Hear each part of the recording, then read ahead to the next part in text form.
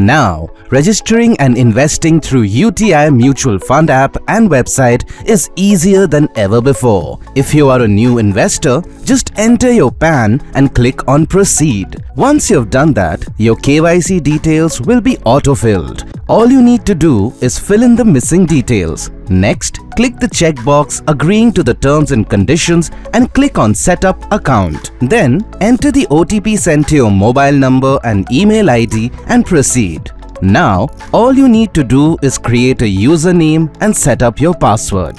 Make sure that the password has a minimum of 10 characters including uppercase, lowercase, numbers and special characters.